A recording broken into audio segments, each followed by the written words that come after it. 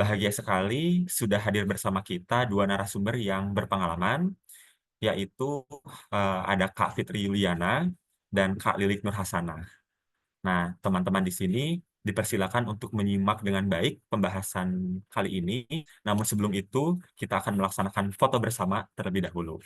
Kepada teman-teman semua, silakan untuk mengaktifkan kameranya dan tunjukkan ekspresi terbaik.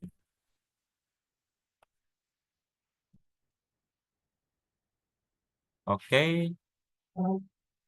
belum semuanya uh, open cam ya.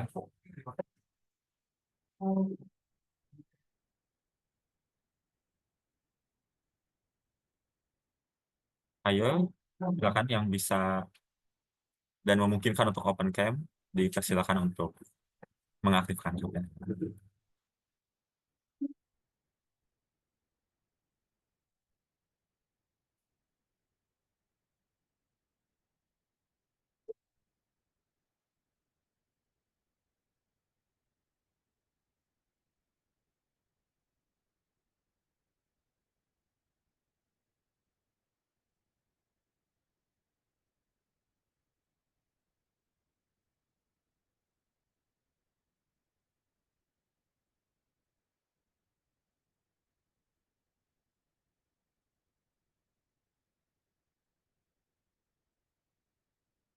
Pantau belum pada on cam ya?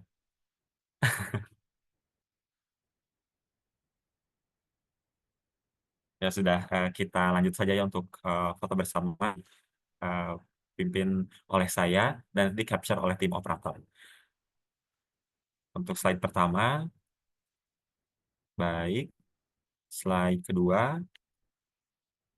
slide ketiga.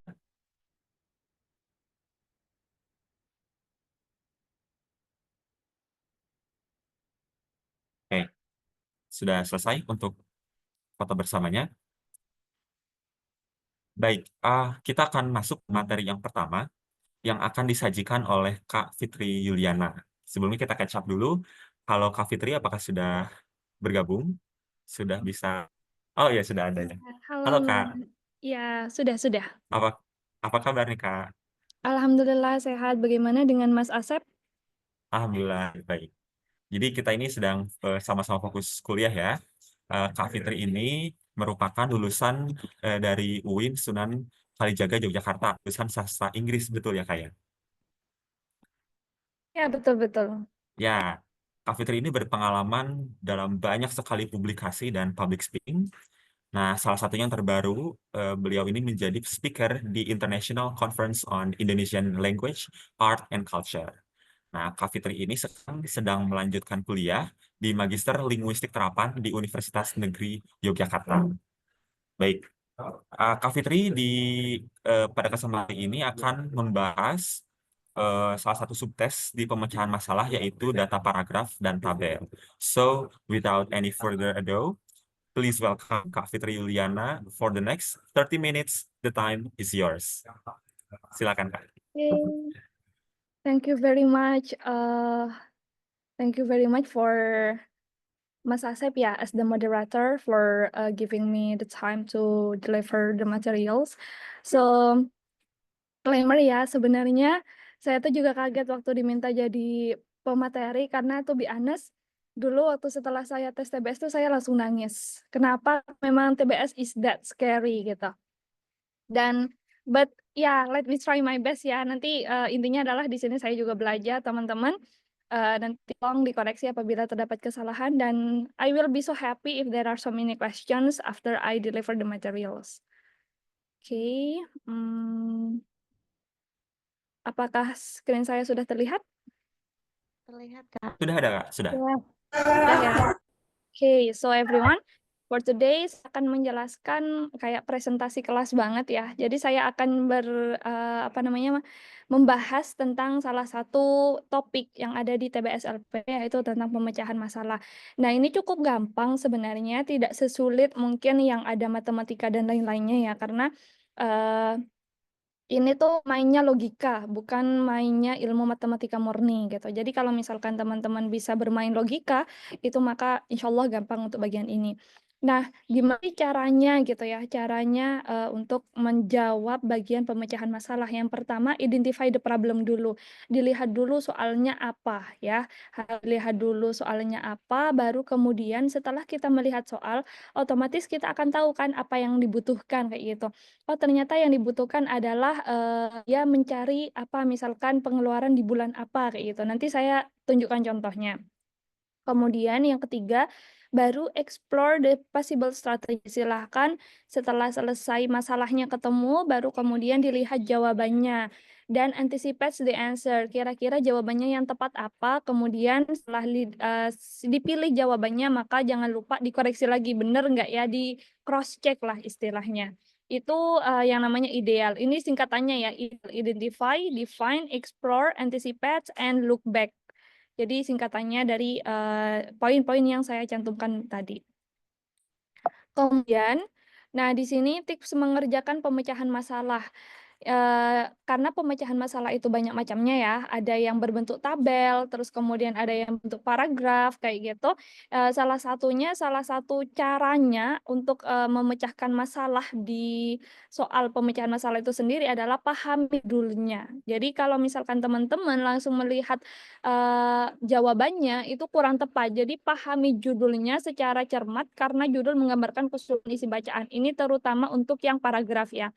Untuk yang paragraf silahkan dilihat dulu judulnya, jangan langsung baca keseluruhan teks karena ingat TBL itu sangat-sangat bergantung waktu. Jadi waktunya itu sangat ketat. Kemarin berdasarkan pengalaman saya itu nervous, sebenarnya secara pengetahuan ya saya memang baru masih belajar gitu ya, tapi saya merasa ready gitu. Tapi masalahnya adalah karena waktunya yang terbatas, akhirnya saya kayak nervous. Makanya pahami judulnya biar waktunya tidak habis di membaca seluruh teks. Kemudian yang kedua, baca keterangan yang terdapat di bagian kanan, bawah, atau kiri grafik maupun tabel. Nanti yang grafik kayaknya akan dijelaskan oleh materi selanjutnya ya. Sekarang yang saya yang tabel. Jadi untuk tabel itu jangan fokus ke satu kolom atau ini. Jadi dilihat dulu di sekitarnya kayak gitu. Nanti saya akan contohkan. Kemudian, jika menemukan simbol dalam tabel atau grafik, pahami makna simbol tersebut. Simbol itu punya makna apa sih? Kemudian, baca dengan seksama isi tabel maupun grafik. Benar-benar dipahamin, karena tabel itu gampang, teman-teman sebenarnya. Tapi kalau misalkan kita nggak teliti, kita akan terjebak. Kemudian yang terakhir, perhatikan perubahan bilangannya. Nah, ini pemecahan masalah tuh serunya di sini ya. Saya bilang kalau pemecahan masalah itu gampang kalau misalkan main logika. Karena dia itu tidak main rumus kayak misal 9 kali berapa. Enggak, dia itu benar-benar perubahan bilangannya tuh sederhana gitu loh. Bahkan untuk saya yang I hate matematik ya, karena saya nggak suka matematika, tapi maksudnya saya masih suka pemecahan masalah. Berarti kan pemecahan masalah tidak seserius itu. Kayak gitu. Oke, next. Nah, ini sini karena memang waktu saya bikin materi dan PPT ini saya bingung ya. Masalah kalau misalkan kita cuman berbicara tips and trick, ya itu tadi tips and triknya adalah silahkan kalian bermain logika dan sering-sering praktek. Nah, karena memang saya pengen teman-teman pengen tahu seberapa bisa teman-teman dalam bidang pemecahan masalah, coba deh kita langsung praktek aja ya. Ini saya sudah memberikan beberapa soal di sini untuk yang tabel. Saya minta tolong ini, saya akan pilih secara random aja ya, secara random kira-kira siapa yang akan menjawabnya itu. Di sini teman-teman ada tabel ya, ada fakultas, ada tahun, kemudian ada angkanya. Nah, di sini ada fakultas teknik, ekonomi, hukum, kedokteran, sama ilmu komputer. Pertanyaannya adalah, fakultas mana yang mengalami peningkatan jumlah mahasiswa besar dari 2022 ke 2023? Ingat kayak kata saya tadi ya, ini tidak bermain rumus, dia tidak bermain perkalian atau rumus-rumus tertentu, tapi dia main logika. Yang perlu kita perhatikan yang pertama adalah, ini saya kayak ngajar TOEFL ya. Kalau ngajar TOEFL tuh gini, sini kita lihat dari 2022 ke 2023, fakultas mana yang mengalami peningkatan. Otomatis kita cukup fokus di garis ini ya. Nah, Kemudian ini fakultasnya, kita lihat 350 ke 500 itu dia naiknya berapa? 150 ya kan? Kita tulis dulu 150. Ini saya bantu jawab dulu ya, nanti soal yang kedua kalian yang jawab. 950, 1100 ini naiknya berapa teman-teman? Ada yang bisa jawab? Bisa lah ya, ini gampang banget. Bisa di-unmute mungkin? 150. 150, oke. Sama dengan di atas, selanjutnya 750, 800, 50. 50, oke. 650 ke 700, 50. oke. 1200 ke 1500. 300. Ilmu komputer Berarti C.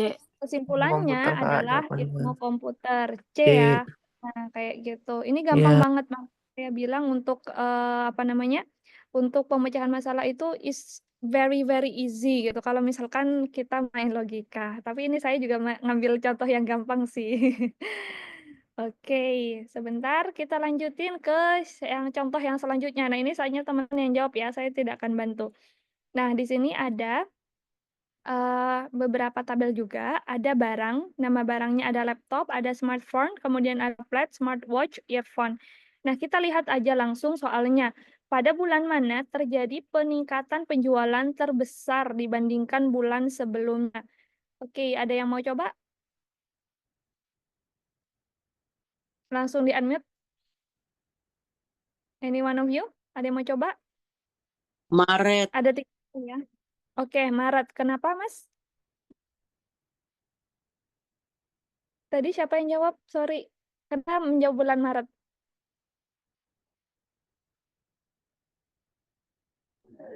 Oke, kita lihat ya. Kak, Ya, kenapa bulan Maret? Mungkin karena dari yang pertama sampai terakhir laptop, misalnya 120 ke 150, terus itu bedanya 30. Februari ke Maret juga bedanya 30, berarti itu disingkirkan bukan? Terus yang berikutnya bedanya 50-50. Berikutnya 10 dengan 30, berarti kan jawabannya Maret bukan? Terus bawahnya juga 20 sama 30. Jadi untuk yang tablet Iya, sama Maret, Kak. bedanya paling tinggi, jadi bisa jawabannya Maret. oke, ya betul. Ya, Setuju, oke. Maret. Oke, thank you everyone, thank you semuanya. Saya nggak bisa lihat namanya ya karena saya lagi share screen. Jadi berterima kasih banyak Mbak dan Mas. Di sini yang betul adalah pada bulan Maret ya, karena angkanya saja kita kelihatan ya bahwa yang paling tinggi, angka yang paling tinggi itu ada di bulan Maret. So the conclusion is jawabannya adalah Maret B kayak gitu. Nah, ini untuk yang tabel. Segampang itu. Kalau kalian bisa bermain logika, pasti kalian bisa menjawab pemecahan masalah. Tapi lagi, jangan sampai terkecoh. Nah, yang sulit itu yang bagian ini. Ini adalah yang sering menjebak. Kita lihat ya. Di sini silahkan ada yang mau bantu membaca dulu mungkin. Dibaca dulu. Mas Willy Jeffrey panitia atau peserta? Hai Mas Willy. Peserta. Oh ya, peserta. Boleh minta tolong bacakan soalnya dulu, Mas, untuk teksnya mungkin? Oh ya, oke. Kementerian Keuangan saat ini sedang menjadi sorotan publik. Pasalnya ada beberapa pejabat Ditjen Pajak yang diduga tidak membayar pajak dan tidak melaporkan semua harta kekayaannya. Hal ini pun berpengaruh terhadap para pejabat di sektor lain. Diketahui beberapa anggota keluarga pejabat yang melakukan flexing di media sosial hingga berujung pemecatan pejabat tersebut. Apa langkah pertama yang harus dilakukan oleh Menteri Keuangan? Menjebak banget. Oke, terima kasih, Mas. Langsung fokus ke soalnya ya. Apa langkah pertama yang harus dilakukan oleh Menteri Keuangan? Di sini kita lihat ada banyak masalah. Salah satunya adalah beberapa pejabat Dirjen Pajak yang diduga tidak membayar pajak dan tidak melaporkan semua harta kekayaannya. Kemudian beberapa anggota pejabat juga melakukan flexing. Nah, emang ya, di sini mohon maaf ini saya tidak bermaksud menyindir pemerintah ya. Ini kebetulan saya dapat soalnya yang ini. Jadi tolong Riko jangan sampai saya dikira menyindir yang sedang Aman, Kak. detok gitu ya. Oke. Nah, di sini ada teman-teman yang mau nyoba jawab atau mungkin Mas Willy mau coba jawab kira-kira langkah pertama yang harus dilakukan oleh MK itu apa? Menteri Keuangan. Kemenq. Di sini ada memberikan pembinaan kepada Hmm, pejabat, melatih yang D, Kak. pejabat. Membentuk Oke, apa? Delta ya. Delta. tim khusus, Kak. Oke, kenapa membentuk tim khusus? Membentuk tim khusus untuk mengawasi pejabat yang diduga bermasalah. Karena Hmm. kenapa dia D? Kalau yang flexing itu kan, oh ya ya, kalau yang kenapa yang tidak yang A? Kalau yang A kan lebih karena anggota keluarganya, Kak. Kalau yang D itu langkah dari Menteri Keuangannya. Oke, thank you. Kita ya betul ya, jawabannya adalah D. Membentuk tim khusus untuk mengawasi pejabat yang diduga bermasalah. Kenapa nggak yang A? Karena di sini masalahnya dia tidak hanya flexing, tapi dia juga tidak melaporkan pajak ya. Ada beberapa masalah, maka salah yang A. Melarang pejabat untuk membeli barang-barang mewah. Itu bukan hanya Kemenq ya, dia itu ini udah bersifat personal, jadi bukan B. Memecat pejabat yang tidak patuh terhadap aturan, enggak, karena ini pasti ada di apa ya, di pemerintahan itu kan tidak segampang itu ya, ada SP, ada ini dulu kayak gitu, tidak langsung memecatnya, kemudian akhir memberikan sanksi. Nah ini kurang make sense juga, maka yang paling betul adalah dan yang lebih profesional di dunia pemerintah membentuk tim khusus untuk mengawasi pejabat yang diduga bermasalah, sehingga nanti dengan adanya pengawasan itu mereka dapat melaporkan pajak dan mereka juga tidak akan melakukan fixing. Ketika mereka udah ketahuan, maka baru mereka akan dikenakan sanksi. Kayak gitu ya. Jadi untuk yang bagian ini silahkan kalian nanti baca dulu soalnya, kemudian baru baca ininya, baru baca teksnya ya. Soalnya apa dulu, teksnya baru nanti jawabannya. Kayak gitu. Oke. Oh ya, ini berdasarkan pengalaman saya juga ya. Kalau misalkan kalian tipe orang yang kayak saya itu kalau misalkan baca teks soal tuh saya harus nyaring gitu kayak Kementerian Keuangan saat ini gitu-gitu. Nah, by the way di TBS LPDP itu ada beberapa teman yang katanya itu sampai gini, karena teguran dari LPDP sebenarnya nggak apa-apa kalian membacanya nyaring-nyaring, tapi takutnya misalkan nanti kena teguran itu kan kita pakainya sistem ya. Itu ada teguran itu kayak dikiranya kita sedang nyontek atau mungkin sedang melakukan kecurangan. Oleh karena itu ketika kalian baca hati-hati ya, jangan sampai kegiatan kalian dalam mengerjakan soal itu mencurigakan kayak gitu. Dan jangan sekali-kali pakai joki teman-teman. Halo Oke. Kak, Oke. Kak Fitri, Iya. aku boleh izin buat sampaikan pemahaman aku terkait dengan soal sebelumnya nggak? Oh sure, ya yang ini. Nah jadi kalau dari aku tips paling cepat di mana ini kan soal bacaan ya. Kita perlu untuk memahami terkait dengan makna dari paragraf ini. Kalau misalkan kita simpulkan jawaban dari A sampai dengan E itu adalah membutuhkan waktu yang lumayan lama. Nah jadi kalau dari saya sendiri mungkin di sini kita bisa lihat keywords dari paragraf tersebut di mana ini menanyakan terkait dengan langkah pertama apa yang harus dilakukan. Kita melihat dari keywords ini bahwa di sini pasal ada beberapa pejabat Dirjen Pajak yang juga tidak membayar pajak. Nah, berarti di sini ada beberapa, berarti kita langkah yang tepat itu harus membentuk tim khusus. Karena dengan membentuk tim khusus ini kita bisa memilah beberapa problematika yang terjadi di sini. Mungkin demikian, Kak.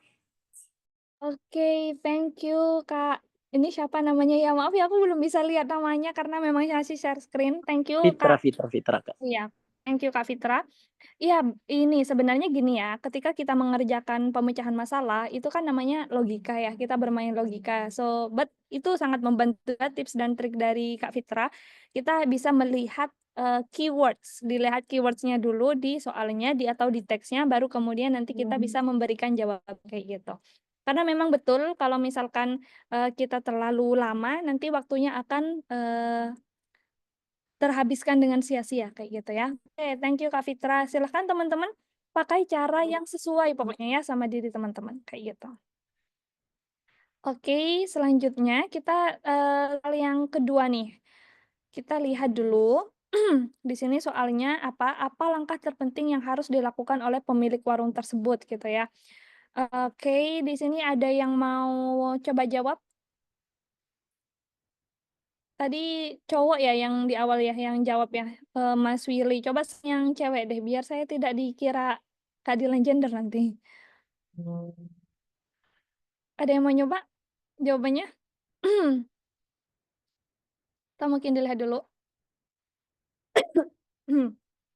Yang C, Kak. Oke, C. Kenapa? Ya, Kak. Iya, karena di situ disebutkan masih ada beberapa pelanggan yang mengeluhkan rasa makanan yang tidak sesuai dengan ekspektasi. Jadi langkah penting dia harus tahu dulu nih yang si pelanggan tidak suka itu apa. Demikian. Oke, oke, thank you Kak. Ya betul di sini ada dia itu apa namanya keluhannya itu tidak puas dengan makanan yang disajikan. Jadi maka untuk meningkatkan kualitas di warung mie tersebut, maka dia harus mengadakan survei pelanggan agar untuk pelayanan makanannya lebih memuaskan si pelanggan kayak gitu.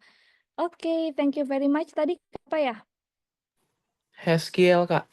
Oke, thank you Kak Heskil.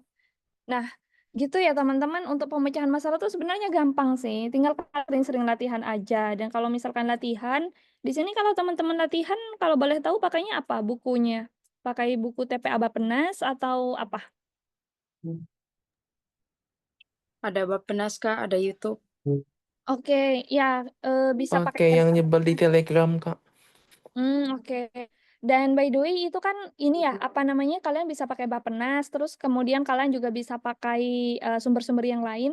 Dan saran saya kalau bisa ngasih saran, itu kalian silahkan ini ya, melakukan scoring.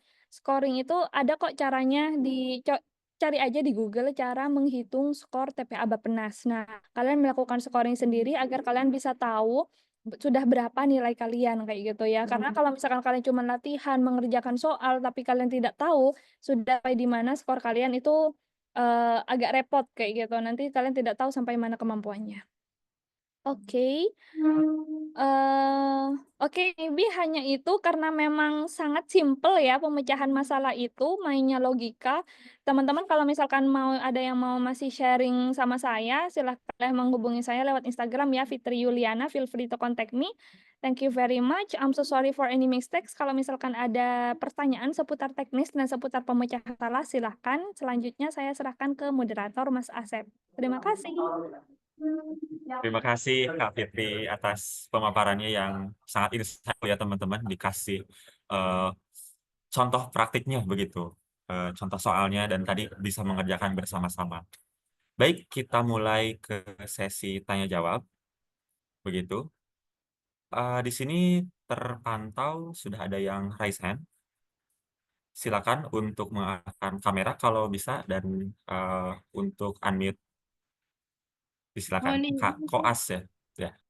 Oh, izin bertanya, untuk pemecahan masalah tentang soal yang isinya pertanyaannya tentang kesimpulan bagaimana ya Kak, supaya menyimpulkannya dengan benar. Terima kasih. Oh, oke. Misalkan kayak ada paragraf kemudian nanti ditanyakan kayak reading gitu ya, kayak soal reading di TOEFL gitu ya. Iya, atau kalau misalnya Kakak tahu model soal TOEFL IBT, kan kadang-kadang summary-nya kan cukup menjebak ya. Ya. TOEFL IBT bukan yang TOEFL yang bukan yang ITP ya. Ya, yang IBT yang kayak berarti kayak reading IELTS kan ya, Miss ya? Iya, kayak di reading IELTS tapi terus ada summary-nya disuruh milih 3 atau berapa terus ada yang true or false itu kan. Iya, Ya, betul. gitu.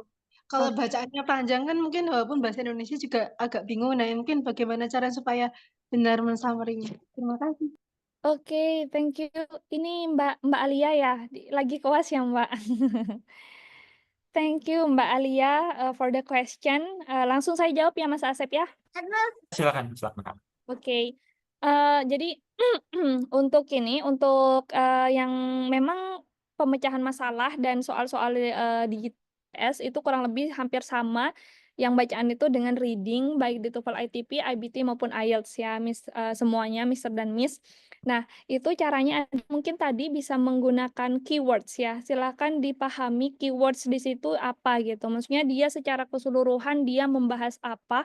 Jangan sampai karena gini, kalau misalkan kita cuman melihat kata-kata yang ada di teks itu bisa aja salah, tapi kalau di situ kan pasti gini ya, suatu kalimat, suatu paragraf itu ada yang namanya kalimat utama sama kalimat supporting.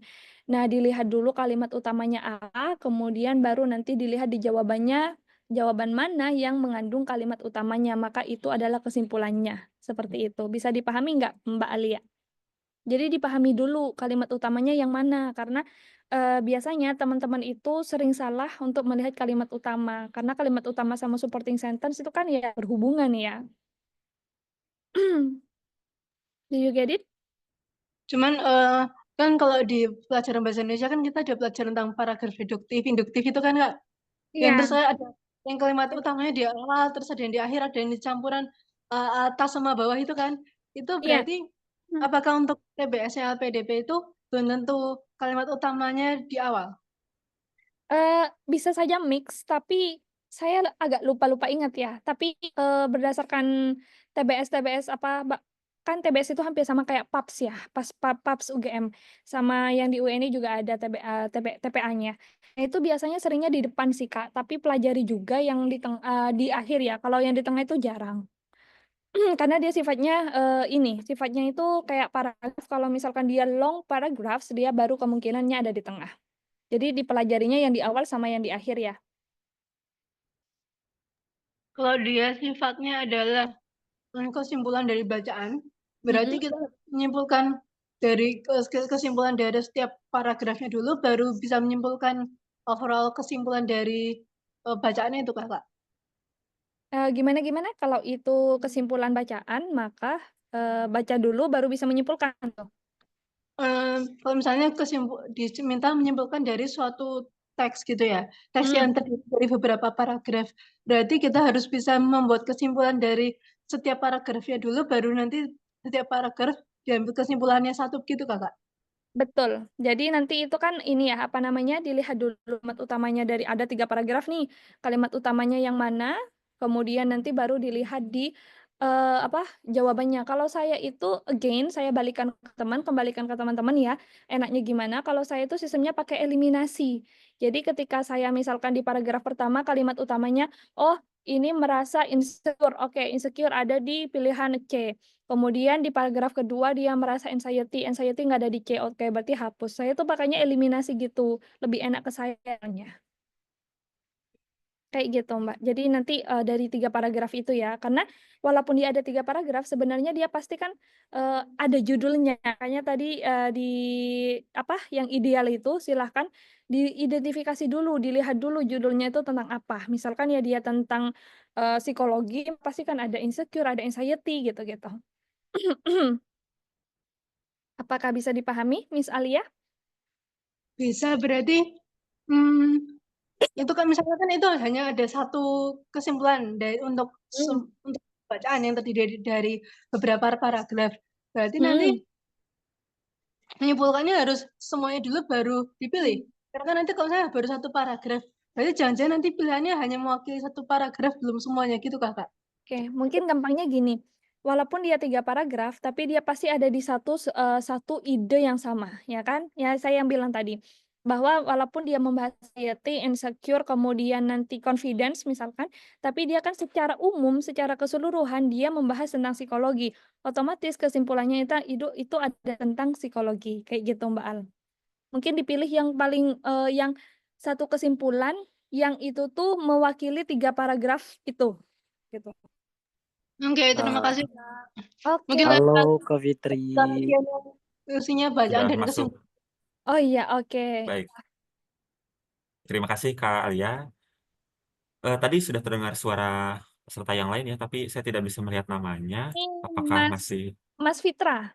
Inge Oke. Kak. Ya, Nah silakan. jadi aku tadi mau klarifikasi serta penambahan aja terkait dengan pertanyaan dari saudari tadi mengenai dengan gimana sih cara kita untuk bisa mengambil kesimpulan dalam sebuah pertanyaan dalam suatu teks bacaan ataupun paragraf. Nah jadi as a simple menurut aku kita cukup cari main idenya atau ide pokoknya aja, karena kebanyakan dalam soal untuk mencari kesimpulan paragraf 1, 2, dan paragraf 3 itu memiliki kaitan yang berkesinambungan. poin untuk kita mengetahui terkait dengan kesimpulan dari suatu pertanyaan adalah we looking for the main idea itself. Jadi setelah kita menemukan main idea atau ide pokoknya, di situ kita bisa untuk menentukan kesimpulan dari teks bacaan ataupun paragraf itu kayak gimana. Mungkin demikian. Oke, yaps, betul. That's why I said just now that silahkan dilihat dari 3 paragraf itu induknya itu apa. Karena misalkan dia walaupun 3 paragraf, it means mereka ada di bawah satu ide yang sama. Seperti itu kan maksudnya Mas Fitra? Inge, benar sekali Kak. Oke, thank you Mas Fitra. With my pleasure Kak. Terima kasih. Ya, terima kasih. Oke. Silakan bagi peserta yang lain, kita masih ada waktu sekitar 7 menit untuk Q&A ini. Apabila masih ada yang penasaran gitu untuk digali ke Kak Fitri, monggo. Boleh raise hand Ini sudah ada atau nih, Mas sudah ada. Novel. Enggak, saya mau bilang Mas Novel sudah ngirim beberapa link atau referensi belajar TBS ya. Silakan Iya, iya. digunakan untuk teman di grup chat itu, karena memang tidak bisa belajar dari satu sumber aja, harus perbanyak ya. Dan ikut scoring-scoring, TO tryout gitu. Kalau di TOEFL sama IELTS kami bilangnya scoring ya. Iya, iya. Kalau Kak Fitri sendiri metodenya seperti apa? Ikut di komunitas juga sumber-sumber buku begitu? Kalau saya pribadi lebih ini sih, lebih otodidak. Karena kan waktu itu saya ngajar ya, sibuk ngajar dari pagi sampai malam. Jadi saya Oh, ngajarnya malam, tengah malam gitu. Dari otodidak sih, dari TikTok. Terus kemudian oh. biasanya kan di TikTok itu ada yang sering live tengah malam gitu. Saya Iya, iya. saya pantengin dia. Terus kemudian dari TPA Bappenas itu benar-benar sampai saya jadikan bandel gitu. Sendiri sih, otodidak. Kemudian untuk makanya saya bilang tadi tryout itu penting banget. Cara ngitung skornya bisa cari di Google, ada kok. Ya, ya. Itu jadi insight juga ya buat teman-teman bahwa sumber informasi itu sekarang udah banyak banget, tidak terbatas pada satu buku misalnya atau kalau misalnya YouTube itu satu channel, enggak ya, bisa di multi platform gitu, dan bisa bertanya juga ke orang-orang yang sudah berpengalaman begitu. Dan otodidak juga sangat Dan memungkinkan ya untuk teman-teman yang seperti kakak sebelumnya sambil ngajar, sambil bekerja gitu ya kayak. iya betul, dan mungkin ini ya, apa namanya, nanti ketika tes TBS itu kalau misalkan ada yang nggak tahu, move on. Jangan habiskan waktu kalian di satu soal yang kalian nggak tahu gitu. Karena nanti di akhir kalian akan keteteran. Ya, nice advice, karena itu relate sekali ya kalau saya mentok gitu, serasa pengen banget di situ gitu ngerjain sampai kepala panas gitu. Betul-betul. Oke, teman-teman, ya Tanya Kak, ada yang kalau masih ada tulisan, waktu. ya silakan Kak. Oke, izin bertanya Kak, terkait dengan pemecahan masalah itu kan memang identik dengan paragraf yang begitu banyak gitu ya, bisa saja sampai 4 paragraf. Nah, yang ingin saya tanyakan, bagaimana tips cepatnya Kak untuk kita itu biar tidak kemakan waktu gitu? Apakah kita memang harus membaca secara keseluruhan terkait seluruh paragraf itu, atau ada cara cepat lain misalnya yang bisa kita aplikasikan supaya kita bisa segera Kak untuk memberikan jawaban kita seperti itu. Mungkin itu moderator cukup. Oke, thank you Kak Bintang. Mungkin cara cepatnya adalah dulu soalnya ya, sama seperti kalau kita mengerjakan TOEFL atau IELTS, itu adalah kita harus melihat dulu soalnya, baru kemudian teks. Karena ketika kita tidak mengetahui instruksinya apa, maka kita akan cenderung membaca teksnya, dan membaca teks yang sepanjang itu membutuhkan waktu. Mungkin itu Kak. Apakah bisa dipahami Kak Bintang? Oh, nggih. Fokus ke soalnya dulu nggih. Betul, dulu soalnya dia mintanya apa, kayak gitu. Oke, terima kasih. Ya, saya di sini buka satu orang lagi untuk penanya ya, barangkali masih Saya ada Kak, yang ingin ditanyakan, silakan. Oh ya, silakan. ya perkenalkan nama saya Suatu Ramadan dari Sulawesi Selatan. Jadi sebelumnya saya mengucapkan terima kasih atas kesempatan yang telah diberikan. Adapun pertanyaan saya yaitu terkait dengan hal teknis. Kemarin kan saya pernah ikut TP Abappenas nih Kak, dan di TP Abappenas itu kan eh, bisa kita mengerjakan soal kalau webcam laptop itu nggak bisa aktif, kita bisa pakai alternatif lewat kamera HP. Jadi bisa diakses melalui Zoom. Nah, eh, yang saya tanyakan di TP TP eh, LPDP ini nanti apakah juga bisa menggunakan eh, Zoom dari HP atau harus menggunakan webcam dari laptop gitu Kak? Oke, saya izin jawab ya, Mas ya. Untuk Ya, berdasarkan pengalaman saya kemarin, karena LPDP itu kan sistemnya dia dinamis ya, bisa saja berubah. Jadi nanti silahkan diperhatikan lagi di ininya, di akun pendaftarannya. Tapi berdasarkan pengalaman saya kemarin nggak boleh, Mas. Harus dari laptopnya. Jadi kalau misalkan eh, saya pakai laptop ini, maka webnya, kameranya harus dari laptop ini.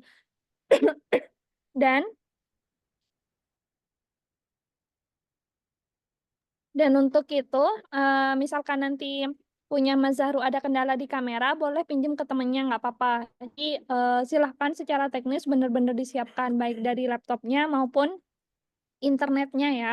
Kemarin itu saya sampai pakai tiga laptop. Jadi di depan saya ada 2 laptop yang sudah saya install ke aplikasi ini juga, laptop saya juga, dan ternyata alhamdulillah laptop saya yang saya pakai gitu. Jadi duanya itu nganggur. Kenapa? Karena saya punya teman saya pernah cerita di sini kayaknya ada Mas Hakim deh. Mas Hakim di sini yang kemarin itu bantuin saya ini ya, bantuin saya soal secara teknis. Ada Mas Hakim pengurus Gentari. Nah, jadinya silahkan nanti bisa pinjam Kak, harus dari laptop pribadi webnya, kameranya maksud saya, tidak boleh dari HP. Kalau kayak tes TOEFL itu kan biasanya HP nih ditaruh di samping kita ngerjakan gitu. Nah, kalau ini enggak, langsung auto ke sistemnya. oh iya. Terima kasih Kak. Ya, jadi secara teknis silakan disiapin ya teman-teman. Kuotanya jangan hanya mengandalkan WiFi, kuotanya juga disiapin. Baik, apakah sudah cukup, Kak Zahro? Sudah jelas Kak, sudah cukup. Ya, Terima kasih. terima kasih. Saya terkesan ya dengan persiapannya Kak Fitri sampai menyediakan berbagai device gitu untuk antisipasi. Mungkin itu juga perlu kita ikuti gitu ya. Kita pertimbangkan untuk yaitu mengantisipasi dengan multiple device misalnya, terus koneksi internetnya dan ruangannya dan sebagainya begitu. Betul, soalnya Aspek nggak semua ya, laptop kadang mendukung gitu kan, Mas? iya. Betul, betul, betul. Jadi insight yang saya tangkap di sini adalah kita tuh tidak hanya matang soal substansinya begitu ya, kayak tips mengerjakan soal, bagaimana kita paham untuk apa menyelesaikan setiap soal, tapi teknikal itu hal yang jangan sampai kita lewatkan juga gitu untuk persiapannya. Itu sangat penting ya teman-teman ya.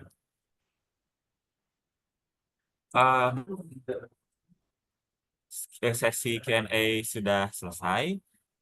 Um, Kak Fitri, terima kasih banyak ya atas pemaparan materinya yang sangat insightful. Semoga ilmunya bermanfaat ya bagi kita Ya, semua. Mas. Lancar terus studinya Kak Fitri. Semoga kebaikan dan keberkahan mengiringi perjalanan Fitri. Nah, Amin, kapan-kapan terima kita kasih meet up banyak ya. di Jogja ya Kak ya. Saya soalnya di Jogja Gas, juga ini. gas, ayo sini. Aku Ya, lagi di band siap, ini. siap. Nanti kita catch up. Dan Oke. teman-teman juga tadi boleh catch up ya ke personal IG-nya Kak Fitri. Boleh diulang lagi Kak username-nya tadi supaya teman-teman yang bisa follow dan nanti catch up di DM. Oh iya, ini saya kirim di chat aja ya. Nanti boleh Oke, kalau oke. misalkan mau sharing di DM nggak apa-apa. Ya, Kak Fitri baik banget ya teman-teman membuka kesempatan untuk teman-teman berinteraksi langsung ke IG-nya begitu. Tapi harus di-follow dulu ya. Oke. Dengan ini berakhir sudah materi kita yang pertama yang dibawakan oleh Kak Fitri. Kita akan lanjut ke materi yang berikut begitu ya. Setelah kita menyimak materi yang sangat insightful mengenai barusan mengenai subtes paragraf ya, data paragraf dan data tabel. Nah, sekarang kita akan memasuki materi subtes pemecahan masalah yaitu data infografis. Nah, materi ini akan disampaikan oleh Kak Lilik Nur Hasana. Halo Kak Lilik, sudah hadir ya? Halo Kak Asep. Halo.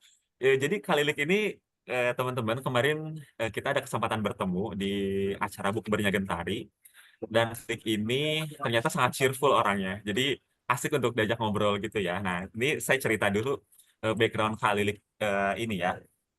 Jadi Kak Lilik merupakan lulusan dari Universitas Muhammadiyah Malang, jurusan fisioterapi. Nah, Kak Lilik ini juga seorang praktisi ya, praktisi fisioterapi yang menyandang gelar profesi dari universitas yang sama. Nah, berbekal pengalaman praktisi di berbagai rumah sakit yang terkemuka di Indonesia, satunya adalah di Hermina Hospital Group ya Kak ya, di tahun 2024 Kak. Iya, betul. Iya. Saat ini Kak Lilik sedang menempuh kuliah di Magister Ilmu Biomedik di Universitas Gadjah Mada. Nah, sudah tahu mungkin ya tadi karena Kak Lilik ini fisioterapi, jadi pembawaannya itu sangat menyenangkan loh gitu. Oke, tanpa berlama-lama lagi kita mulai saja ya Kak ya. Silakan durasinya 30 menit. Untuk Kak Lilik dipersilakan. Oke, sebelumnya terima kasih banyak Kak Asep udah membuka ya sangat sangat cheerful juga ya. Oke, sebelumnya teman-teman salam kenal, nama saya Lilik Nur Hasanah Purnomo Putri. Teman-teman bisa panggil saya Lilik. Dan saat ini sudah Kak Asep jelasin tadi, saya saat ini berkuliah di Universitas Gadjah Mada jurusan Magister Ilmu Biomedik. Nah, langsung saja sekarang kita akan membahas terkait dengan pemecahan masalah khususnya pada topik data infografis. Nah, sebelum lebih lanjut, saya ingin memperkenalkan dulu. Jadi infografis ini merupakan suatu representatif visual dari informasi, data, ataupun pengetahuan yang menggabungkan elemen teks, gambar, grafik, ilustrasi, ataupun tipografi. Jadi jujur ini soal yang paling saya suka karena ada banyak gambar yang dicantumkan. Jadi bukan cuma teks panjang aja, tapi ada gambar grafik yang bisa kita lihat secara langsung dan mungkin bisa langsung kita ambil kesimpulan dari gambar tersebut. Kemudian di sini ada tujuannya untuk menyampaikan informasi secara ringkas, jelas, dan juga menarik karena ada gambarnya itu. Nah, kemudian ini tips dari saya. Jadi kan kita kan sangatlah terbatas oleh waktu. Jadi kalau mungkin untuk tes yang akan datang mungkin akan berbeda, tapi yang kemarin itu ada 12 soal. Tapi kita dikasih waktu cuma 20 menit, jadi kita satu soal itu kurang lebih 1,6 menit. Tapi kalau misalnya safety-nya 1,5 menit, kita udah harus bisa menjawab soal itu. Tentunya dengan benar ya. Oke, jadi yang pertama, kita harus bisa baca soalnya terlebih dahulu. Jadi ketika kita bisa baca soal terlebih dahulu, kemudian kita masuk ke ceritanya. Ini nih untuk mempersingkat waktu kita. Jadi teman-teman pas baca soalnya, teman-teman temukan kata kunci dari soal tersebut. Sebenarnya apa sih yang ditanyain gitu. Kemudian masuk ke ceritanya untuk mencari bagian yang terkait. Nah, kemudian yang kedua kita harus pahami judul secara cermat. Jadi judul itu yang menggambarkan keseluruhan dari isi bacaan. Biasanya kalau ada grafik ataupun tabel juga yang mungkin tadi Kak Fitri udah jelasin, biasanya ada judulnya di atas ataupun ada keterangan di pojok kanan, kiri, atau bawah dari grafik tersebut. Kemudian yang kedua teman-teman bisa baca keterangan yang tadi saya jelaskan. Jadi biasa keterangan itu bisa jadi menunjukkan informasi yang akan kita sampaikan melalui tabel ataupun grafik. Jadi terkadang keterangan-keterangan itu yang membantu kita untuk memilih option yang tepat gitu. Kemudian selanjutnya kita pahami isi grafiknya. Misalkan grafik itu misalkan kita belum pernah lihat bentuk grafik kan banyak ya jenis-jenisnya, kemudian bentuk-bentuknya. Jadi teman-teman nggak usah takut, nggak usah kayak, loh ini grafik apa nih? Soalnya saya belum pernah lihat grafiknya sebelumnya gitu. Jadi teman-teman lihat aja dulu, perhatikan grafiknya itu berupa apa, apakah ada kenaikan ataupun penurunan gitu. Selanjutnya teman-teman juga bisa baca secara seksama isi dari grafik tersebut, misalkan angka-angka yang tertera seperti apa. Kemudian di sini ada namanya metode IC Core. Jadi di sini ada I itu inform. Jadi teman-teman di sini inform atau mengidentifikasi pesan utama apa sih dari yang akan disampaikan dari infografis tersebut. Jadi tujuannya ini untuk menemukan inti dari informasi yang disampaikan. Jadi pertama teman-teman baca judulnya dan subjudul infografis dan seksama, kemudian teman-teman perhatikan elemen-elemen kunci seperti statistik ataupun pernyataan-pernyataan penting yang ada di grafik tersebut itu seperti apa. Kemudian tanyakan, jadi kita kayak nanya pada diri sendiri nih, jadi apa sih yang ingin disampaikan pada infografis ini.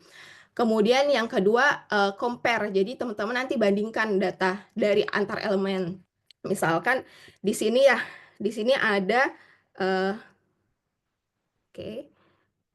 jadi di sini misalkan yang paling penting itu pada grafik yang kita lihat di sini ada kan sumbu Y dan sumbu X.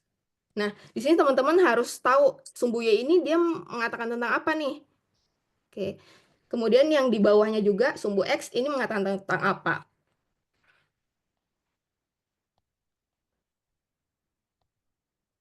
Kemudian misal yang sumbu X ini tentang presentase. Mohon maaf sebentar ya.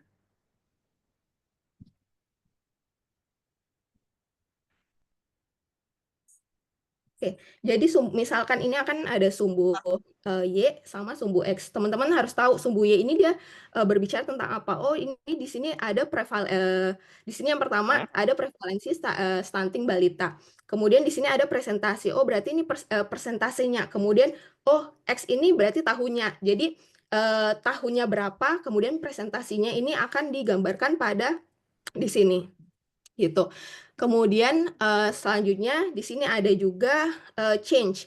Change itu teman-teman amati perubahan signifikan dari data. Misalkan di sini ini ada penurunan, kemudian di sini ada juga yang naiknya gitu. Jadi teman-teman lihat ternyata ada perbedaan-perbedaan yang ataupun persamaan yang disajikan di dalam grafik tersebut. Kemudian yang ketiga, yang keempat, organize. Organize ini di sini teman-teman harus pahami struktur penyajian penyajian datanya ini. Misalkan ranking kah ataupun siklus. Kalau ranking mungkin seperti ini yang di atasnya ini. Jadi di sini ini seperti ranking, jadi sudah diurutkan dari yang terbesar hingga terkecil. Tapi kalau misal siklus, misalkan di sini ada peningkatan ataupun penurunan seperti itu. Kemudian yang kelima adalah relationship. Jadi mencari hubungan antara variabel. Jadi teman-teman nanti mengidentifikasi hubungan antar berbagai elemen dalam infografis sendiri. Jadi di sini dibutuhkan ketelitian apakah ada variabel independen ataupun dependen yang tadi saya jelaskan ada di sumbu X ataupun sumbu Y. Jadi teman-teman mencari polanya itu apakah naik turun ataupun sebagainya. Kemudian selanjutnya teman-teman nanti explore. Jadi teman-teman mengeksplor. Jadi teman-teman menelusuri detail tambahan jika diperlukan. Jadi tujuannya ini untuk mendalami informasi lebih lanjut untuk mendapatkan pemahaman yang secara keseluruhan dari data yang disajikan. Kemudian next di sini kita langsung pada contoh soal. Oke, contoh soalnya mungkin teman-teman ada yang mau menjawab. Ini contoh soalnya, ini agak panjang bacaan yang di atas. Kemudian ini, nah ini soalnya. Teman-teman ada yang mau membantu menjawab? Ini saya taruh di sini aja. Oke. Aku izin Kak, opsi yang benar yaitu B, B, Oke. bentar, Kejaksaan Agung Kak. Sekretar, itu mana ya? Bentar Kak, tabelnya kurang kelihatan. Ini. Oke, wait. Kak. Oke, soalnya berdasarkan gambar di samping, kementerian manakah yang memiliki jumlah lowongan terbanyak? Kalau dari tabelnya Kak yang A. Oke, ada lagi? Kementerian Agama. Oke. Oke, jadi untuk menjawab soal seperti ini, misalkan nanti teman-teman mendapatkan bacaan yang panjang ini, jadi teman-teman mungkin langsung, kalau saya sendiri, saya langsung lihat soalnya, inti soalnya. Jadi inti soalnya di sini kan berdasarkan gambar, kan? Berdasarkan gambar berarti kita langsung lihat gambar di sini. Berdasarkan gambar. Kemudian kementerian, lembaga, kita mencari kata kunci yang sekiranya apa sih yang ditanyakan di soal ini. Jadi memiliki jumlah lowongan terbanyak di sini ya. Jadi kita langsung lihat gambar terbanyak. Ini contoh grafik yang tadi dia berbentuk ranking. Jadi kita udah tahu yang paling besar dan yang terkecil gitu. Jadi bisa kita simpulkan bahwa jawabannya adalah benar A. Karena Kementerian Agama ini yang paling banyak gitu. Jadi teman-teman mungkin ada beberapa soal yang mengecok kita dan menghabiskan waktu kita. Semisal teman-teman, kalau saya sendiri, saya melihat soalnya terlebih dahulu ini. Kemudian kalau misal saya belum terus melihat grafiknya. Kemudian kalau saya membutuhkan penjelasan lebih lanjut, baru saya lihat di sini yang keterangan di soal seperti ini. Tapi kalau misal kita udah dapat jawaban dari soal dan juga grafik yang disediakan, kita langsung skip aja ke soal selanjutnya. Soalnya bisa safety waktu juga. Jadi bisa kita menjawab soal lain yang mungkin akan lebih susah gitu. Oke, selanjutnya di sini teman-teman mungkin ada yang ingin membantu menjawab soal nomor 2.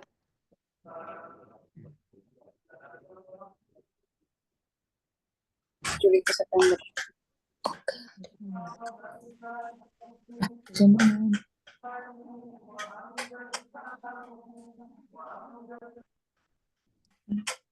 Agustus. September. Agustus atau ini nih? Iya. September. Oktober. September. Oktober. Soalnya ini. Oh ya masih agak ini. Oktober. Oke. Wah, beragam sekali ya jawabannya. Di kolom komentar ada yang jawab Oktober, Kak. A, B, C. Oke. Oke, jadi kita lihat ya. Kita lihat soalnya terlebih dahulu. Jadi perbedaan angka kelahiran yang mencolok antara laki-laki dan perempuan pada bulan, ditanyakan bulan apa ya. Jadi di sini kita baca soal, kita lihat oh berarti di sini ditanyain perbedaan. Nah, perbedaan yang berarti paling jauh ini. Perbedaan yang paling banyak, yang paling mencolok. Kita lihat antara grafik di sini yang angka kelahiran anak laki-laki ini kita sebelumnya kita harus tahu kalau misal ada diagram seperti ini kita harus tahu isi komponen ini tuh apa aja gitu. Jadi berarti yang warna lebih mudah ini anak laki-laki. Ini laki-laki. Kemudian yang warna lebih tua, gambar lebih tua, ini tuh anak perempuan. Nah, di sini kan ditanyanya perbedaan. Coba kita lihat. Di sini yang paling mencolok selisihnya yang paling jauh ya berarti. Kita lihat Oke, di sini. Oke, dari sini kita bisa lihat ya, bisa langsung lihat. Berarti yang paling jauh untuk selisihnya berarti September, Oktober. Berarti di sini ya, di Oktober kan. sini. Oke, di sini yang paling selisihnya yang paling jauh. Jadi jawabannya Oktober. Sip. Oke, selanjutnya. Kak, maaf, boleh izin tanya. Oke, silakan Kak. Misalnya yang kayak gitu kan, itu cuman banyak grafik yang dia tidak pas di garis ya, kayak misalnya pas di angka 50, 40 kayak gitu kan. Jadi kayak yang di antara itu kan harus kayak mengira-ngira di angkanya persisnya berapa gitu, enggak tahu Kak. Ya, Nah, oke. terus kalau ini kan kebetulan agak enak. Walaupun misalnya diteliti satu persatu gitu, kayaknya ini yang Oktober ini agak paling ekstrim dibanding yang lain. Nah, kalau misalnya ini ibaratnya kan berarti kan ini harus teliti sekali ya. Kalau misalnya ada yang agak mepet-mepet bedanya dengan yang itu gimana ya Kak? Kalau apalagi yang grafiknya agak jauh dari tabelnya, misalnya angkanya kan di kiri ya 10 itu. Nah, terus Oktobernya kan agak di kanan, agak jauh gitu. Itu bagaimana tipsnya? Harus pakai penggaris atau bagaimana gitu Kak? Apalagi yang ada data lain yang mirip gitu, Cari yang selisih kah? kira-kira segitu juga. Oke, oke, sip. Terima kasih Kak atas pertanyaannya. Jadi kalau misal saya sendiri, kalau saya melihat mana yang paling rendah terlebih dahulu. Jadi kita lihat grafiknya mana yang paling rendah terlebih dahulu, kemudian nanti mana yang paling tinggi gitu. Kemudian kalau misalnya yang paling rendah berarti dia rentannya untuk dengan sisi yang satunya itu dia rentannya kira-kira berapa gitu. Misalkan kalau saya sendiri ini menggunakan misal habis di sini ya. Misal di sini ya. Kemudian di sini kita misal tarik garis kurang lebih 55 seperti itu. Oh, berarti rentannya ini dari si yang angka kelahiran laki-laki ini kita tarik garis juga. Oh, berarti 10. Berarti ini rentan yang paling jauh. Mungkin kita cari juga rentan yang paling tinggi. Misal kalau kita belum tahu ya ininya grafiknya seperti apa. Rentan yang paling tinggi berarti di sini ya, ada 2 nih. Nih. Sebelah sini. Wait. Di sini. Ini yang paling tinggi. Kalau yang paling tinggi kira-kira kita lihat dia temannya ini selisihnya seberapa banyak gitu. Oh, ini berarti kecil. Kemudian yang satunya ini berarti juga lumayan kecil. Jadi kita pertama kalau saya sendiri saya lihat mana yang paling mencolok, misalkan rendah sama tinggi gitu. Mungkin kita nggak perlu untuk melihat, kalau misal di sini ya nggak ada angka ataupun garis, kita nggak perlu melihat yang angka pastinya misal dia berapa atau ini. Jadi kita lihat perbedaan yang paling mencolok. Misal kita lihat dulu yang paling kecil, yang paling rendah. Rendah berarti yang ini ya, yang paling rendah. Kayak gini. Oh, gini. Setelah kita lihat yang paling rendah, baru kita lihat yang paling tinggi. Nah, yang paling rendah ini dia ini dibandingkan dengan yang paling rendah ini kan berarti laki-laki. Dibandingkan dengan angka kelahiran yang perempuan pada bulan yang sama, itu apakah selisihnya berbeda atau tidak? Seperti itu. Mungkin mungkin teman-teman lain ada yang mau di-sharing juga ataupun ada tips juga tersendiri dari teman-teman, silakan. Kalau saya sendiri seperti ini, memang ini sangatlah ini ya bisa mengecoh kita banget buat untuk menjawab soalnya gitu. Jadi yang pertama intinya kita lihat yang paling rendah yang mana, kemudian yang paling tinggi yang mana, kita lihat selisihnya kayak gitu. Oke, bagaimana Kak? Enggak, berarti kalau misalnya ini kan kebetulan yang paling ekstrem tertinggi itu juga tidak jadi satu dengan yang ekstrem terendah kan, tidak jadi satu data, tidak jadi satu bulan yang sama kan. Itu Iya. berarti kalau nemu seperti itu ya harus dicari berikutnya yang ekstrim berikutnya mana gitu ya Kak. Iya, betul. Ketiga mana dibandingkan yang di antara semuanya itu yang paling ekstrim yang mana, akhirnya lihat satu-satu juga ya Kak ya. Iya, jadi ada beberapa soal yang kayak misal kita langsung menemukan jawaban nih, tapi ada beberapa grafik yang kayak misal kita harus meneliti lebih lanjut, kayak lebih teliti lagi. Nah, itu karena di situ poin kita dinilai seperti itu. Jadi kita lebih teliti untuk melihat perbedaan dari apa namanya, peningkatan atau penurunan dari grafik tersebut. Seperti itu mungkin, Kak. Oke Kak. Jadi kalau misalnya seandainya ada yang agak mirip gitu, berarti kita harus mungkin teliti kira-kira panjangnya dari mana sampai mana diukur gitu ya Kak. Kalau misalnya ada mirip gitu, ada dua data yang mirip padahal itu yang kemungkinan jawaban gitu, berarti harus kayak mungkin diukur secara kasar gitu ya Kak, mana yang lebih ekstrim gitu ya Kak.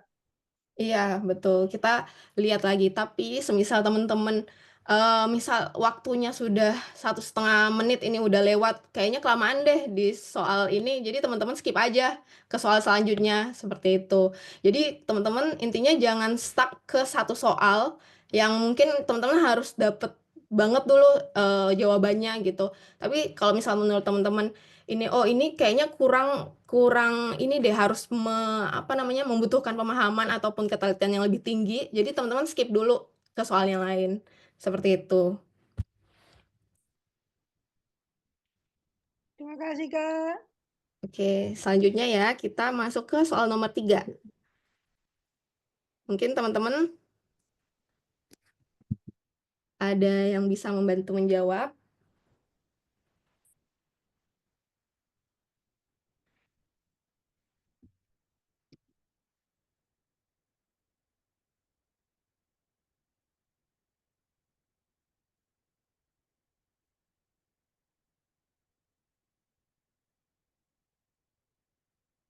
Oke, jadi di sini kita menemukan soal terkait dengan grafik juga.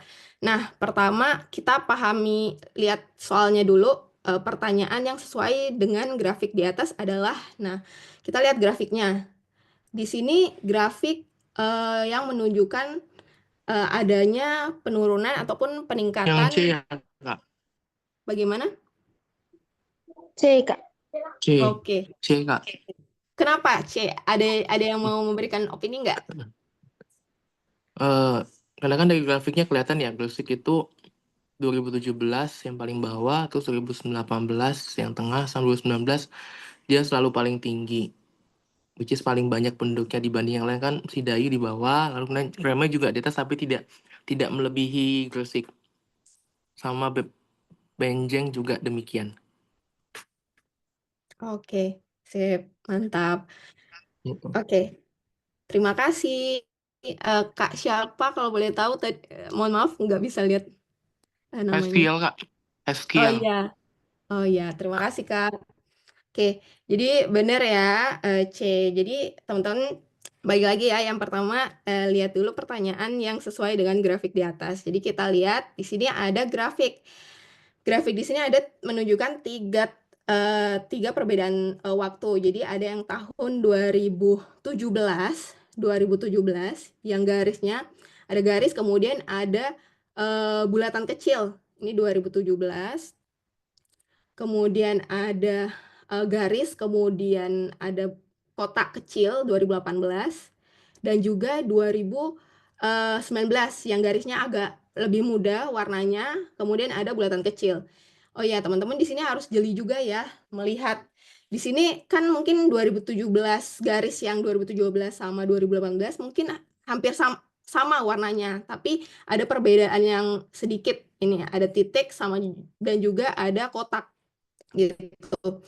Kemudian di sini kan terkait jumlah penduduk Gresik, Sedayu, Ciremes, dan juga Benjeng. Nah, setiap line itu menggambarkan tahun yang tadi kita sudah lihat. Kemudian di sini kita lihat cek option satu persatu. Nah, di sini kita lihat option A, jumlah penduduk Ciremes adalah yang paling tertinggi sejak tahun 2017 hingga 2019. Yang paling tertinggi. Teman-teman kalau misal melihat mengecek optionnya, teman-teman harus mendapatkan inti dari optionnya itu. Misalkan di sini cerme yang paling tinggi. Kita lihat apakah cerme yang paling tinggi? Tidak, salah, karena yang paling tinggi adalah Gresik. Oke. Yang paling tinggi adalah Gresik. Kemudian kita lihat juga jumlah penduduk Gresik, option B, jumlah penduduk Gresik dan Cereme adalah sama pada tahun 2018. Kita lihat.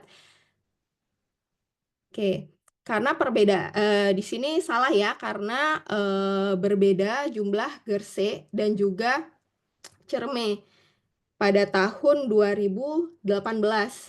Oke, salah ya. Jadi kemudian yang C, dibandingkan dengan daerah lain, Gresik memiliki jumlah penduduk paling banyak pada tahun 2017 hingga 2019.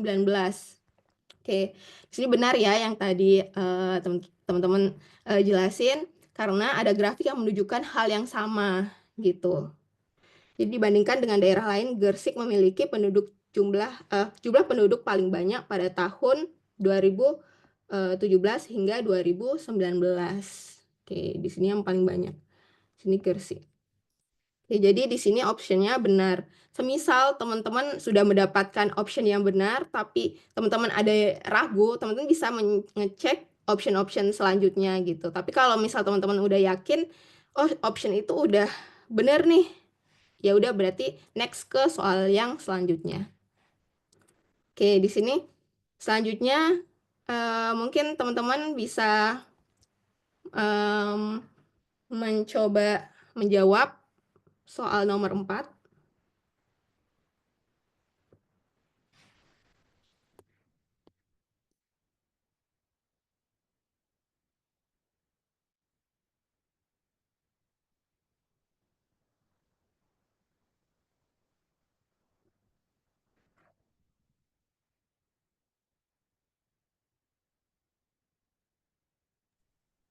Yang B ya, Kak. Oke. Aku izin Kak, jawaban yang benar menurutku di E. Oke. Kenapa tuh? Boleh kasih alasannya yang tadi Masnya jawab B sama yang E ya tadi? Boleh? Kalau aku prefer ke E, yaitu peningkatan luas kebakaran hutan dan lahan terbesar terjadi pada tahun 2018, di mana dari data di sini bahwa salah Kak, dalam 5 tahun terakhir luas kebakaran hutan dan lahan terbesar terjadi pada tahun 2019. Yang benar B, Kak. Nah, jadi based on the graphic, nah jadi di 2019 itu kan data yang paling tertinggi yaitu totalnya itu 1.649 berapa ini ya? Ya 1.649.258 hektar. Nah, jadi menurutku jawaban yang benar itu terdapat di poin B, Kak. Oke, terima kasih Kak. Ada lagi yang memiliki jawaban yang berbeda mungkin?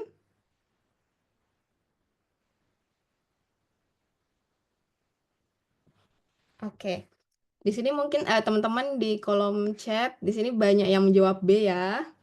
Oke, kita bahas soalnya. Jadi yang nomor 4, berdasarkan grafik tersebut, pernyataan yang tepat adalah, oke, kita lihat grafiknya. Grafiknya ini tentang apa sih? Kita lihat di sini keterangannya, tentang luas kebakaran hutan dan lahan di Indonesia pada periode 2016 hingga 2022. Kemudian kita lihat di sini grafiknya, di sini tahunnya, kemudian di sini jumlah luas kebakarannya. Nah, kita lihat satu persatu dari optionnya. Menurut grafik, terdapat peningkatan luas kebakaran hutan dan lahan di 1 tahun terakhir. 1 tahun terakhir berarti 2022. Apakah terjadi peningkatan? Salah, Salah, karena di sini ada terjadi penurunan gitu, malahan terjadi penurunan dari 2001 ke 2022 terjadi penurunan.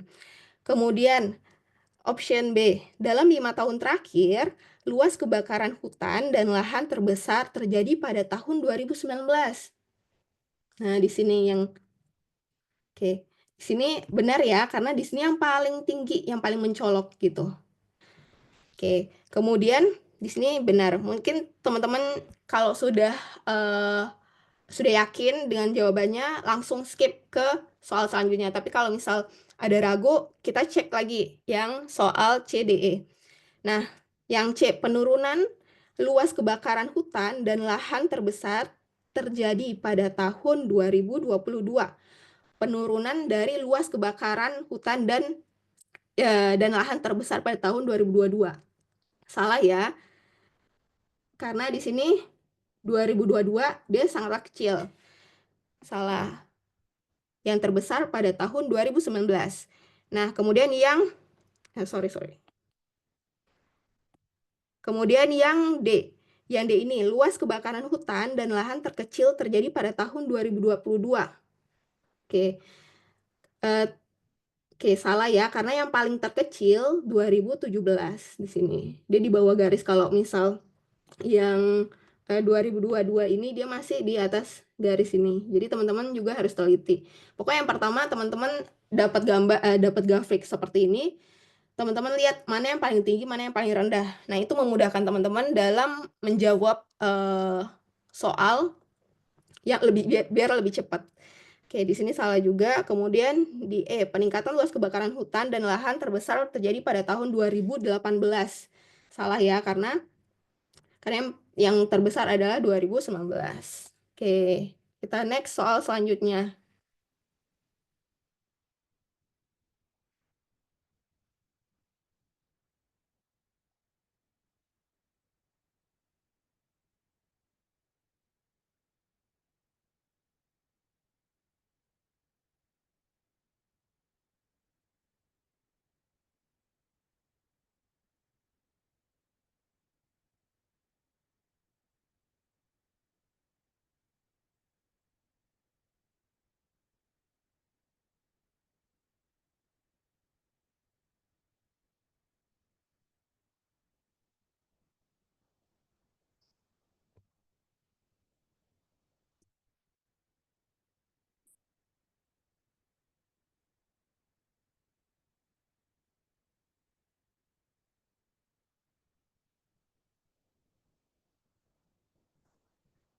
Yang D ya, Kak? Oke, alasannya boleh dikasih tahu, Mas? Silakan. Iya, mohon izin.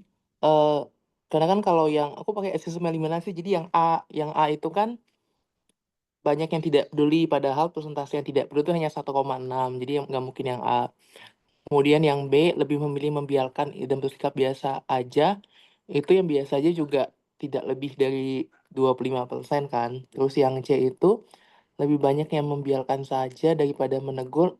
Enggak, yang biarkan saja itu malah cuma 25,4. Yang menegur lebih banyak. Kalau yang E, yang tidak suka lebih sedikit. Padahal yang tidak suka itu paling banyak. Jadi jawabannya D. Oke, sip, mantap. Oke, betul ya yang dijelasin sama Masnya tadi.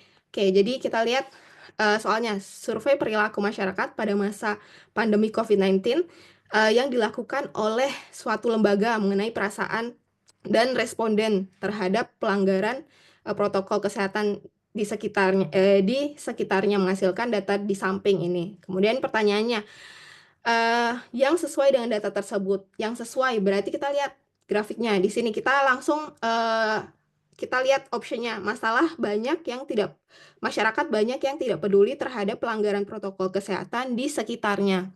Salah ya, karena di sini berdasarkan dari tabel yang tidak peduli itu hanyalah 1,6%. Kemudian di option B, masyarakat lebih memilih membiarkan dan bersikap biasa saja terhadap pelanggaran dari protokol kesehatan. Nah, di sini salah juga ya, karena membiarkan saja di sini berarti dia dia hanya 25%. Di sini ya, dia membiarkan saja. Dia membiarkan saja ini 25%, 25,4% dan lebih banyak menegur gitu. Kemudian yang C masyarakat lebih banyak membiarkan saja daripada menegur. Membiarkan saja ini daripada menegur itu lebih banyak. Membiarkan saja, kita lihat, membiarkan saja sama menegur. Mana yang lebih banyak? Menegur ya yang lebih banyak daripada membiarkan saja. Kemudian yang D, masyarakat menunjukkan kepedulian terhadap pelanggaran protokol kesehatan yang terjadi di lingkungan sekitarnya. Jadi ditunjukkan dengan apa? Karena di sini kita berdasarkan dari responden yang menegur. Yang menegur ini, menegur berarti dia peduli kan. Jadi ada makna-makna yang kayak tidak langsung ditulis tapi dia tersirat gitu. Jadi maknanya sama gitu. Menegur berarti dia peduli. Itu 67,3%. Dan juga dilihat dari perasaan di diagram ini, perasaan responden itu tidak suka, itu ada 65,5%. Kemudian, jadi yang jawaban yang tepat adalah D. Oke, selanjutnya di sini ada grafik. Nah, grafik seperti ini mungkin teman-teman bisa bantu untuk menjawab. Jawaban dari pertanyaan ini apa?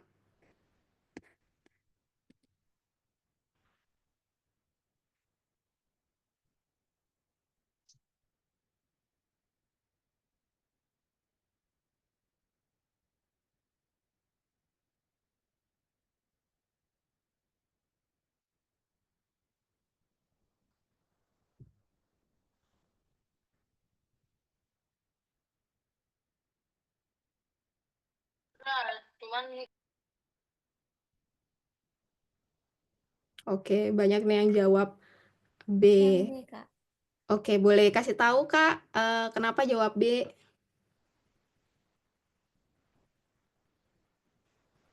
Karena kalau dilihat dari grafiknya itu sebelum B sampai ke garis finish, dia disusul sama C. Oke, sip. Sip, terima kasih Kak. Oke, jadi kita lihat ya, di sini berdasarkan grafik tersebut. Berarti kita langsung lihat ke grafiknya. Oke, di sini teman-teman harus pahami ya. Mungkin teman-teman ada yang belum pernah melihat grafik yang seperti ini. Kita nggak usah khawatir. Kita langsung lihat grafik keterangan dari grafik tersebut. Oh, berarti di sini jarak per meter. Berarti jarak ada di sini yang paling tinggi ini 100. Berarti ini garis finishnya. Nah, di sini kemudian di sini waktunya. Berarti waktu untuk mereka menempuh gitu. Kita lihat langsung ke optionnya. Pelari C selalu berlari paling depan. Oke, salah ya, karena pelari C itu dia paling dia sebelumnya ada di belakangnya B gitu. Yang paling depan ini pertama A. Oke, selanjutnya ini salah ya. Kemudian yang B, option B, pelari B disusul oleh C sebelum garis finish. Nah, di sini kita lihat pelari B disusul oleh C sebelum garis finish. Nah, di sini sebelum garis finish duluan dia nyusul si pelari B gitu. Jadi kita lihat ini kan garis finish. Kemudian mana yang paling dahulu berarti di sini ya. Ini C. Jadi jawaban ini benar karena dia menyusul karena dia pelari B ini disusul oleh garis pelari C sebelum garis finish. Kemudian kenapa enggak C, D, E? Karena pelari A ini yang option C itu salah karena pelari A tidak sampai ke garis finish. Dia nggak sampai ke garis finish ini, dia stuck di 80 meter. Kemudian kenapa tidak D? Karena pelari A dari awal itu sudah berada di garis paling depan, tapi dia nggak sampai ke garis finish. Nih. Kemudian kenapa tidak E? Karena C ini adalah pemenangnya. Nah, di sini kan E yang memenangi lomba karena berlari dengan kecepatan yang konstan. Salah ya, karena yang menang ini adalah C. Oke, selanjutnya Di sini ada grafik. Ini mungkin teman-teman ada yang bisa bantu menjawab.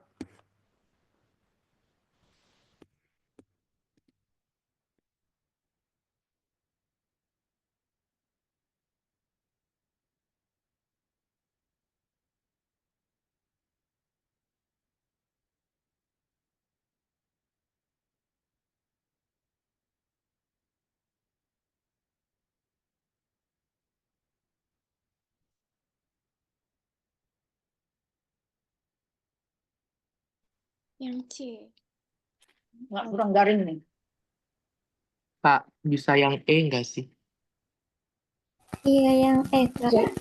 Oke, Karena kenapa langsung tuh? nyebut Ya, yang E itu dia nyebutnya langsung data, which is 2017 katanya 1,48% sesuai dengan gambar 1,48.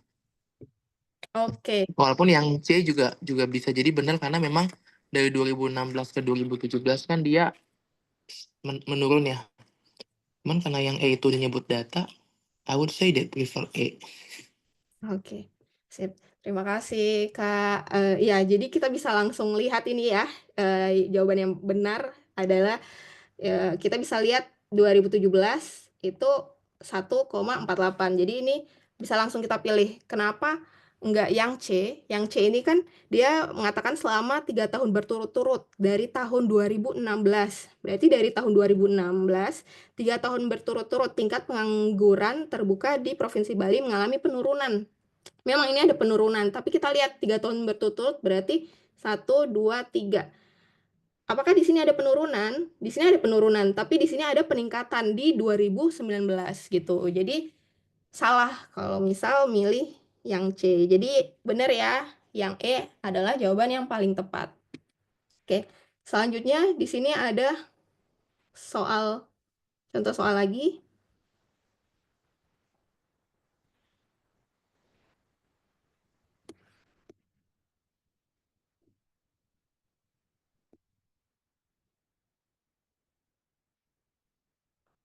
Oke, sembari teman-teman menjawab soal ini, saya menjawab pertanyaan di kolom chat. Jadi dari Kak Surya Mariana, jadi berarti kalau ada soal yang kayak gini berarti optionnya ada menyebutkan angka tuh jawabannya.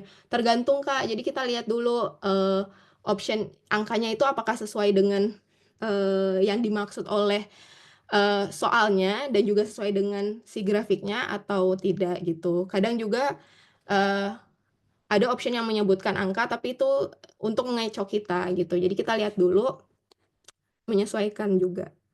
Oke. Ada yang E. Oke, boleh teman-teman ada yang menjawab E itu kenapa? Kenapa jawab yang E? Kak, bukan yang D ya? Ya, ada option yang E, ada yang D. Boleh yang D, boleh yang E, boleh silakan. Kalau yang E itu kan sebenarnya kan ini angka persentase setiap tahunnya ya. Jadi 2021 itu 24,4, 2020 26,92. Tapi kalau kita lihat penurunan berarti kan kita lihat ke tahun sebelumnya. Iya. Nah, itu tahun sebelumnya kalau based on grafiknya kan 2019 27,7, terus kemudian turun ke 26,92. Berarti turunnya hanya 0,70 ya 0,85. Sementara 2020 2021 itu turunnya 2,52. Jadi paling kecil tuh di 2020 penurunannya. Oke. Demikian. Setuju ya. Terima kasih, Kak. Jadi, iya benar. Jadi, di sini kita harus jeli juga ya memperhatikan. Jadi, untuk penurunan berarti kita penurunan yang paling sedikit. Berarti kita lihat selisihnya, selisih yang paling sedikit. Nah, di sini selisih yang paling sedikit. Kalau misalnya ada penurunan, kita jangan lihat ke pas tahunnya, kemudian setelahnya apa gitu. Jadi kita lihat sebelumnya. Ini misalkan sebelumnya 27,7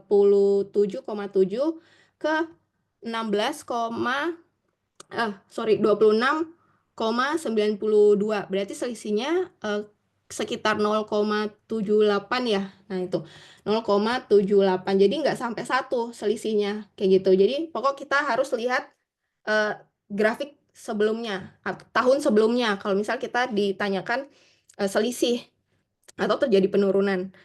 Berarti optionnya adalah benar D. Oke. Oke, selanjutnya di sini ada soal.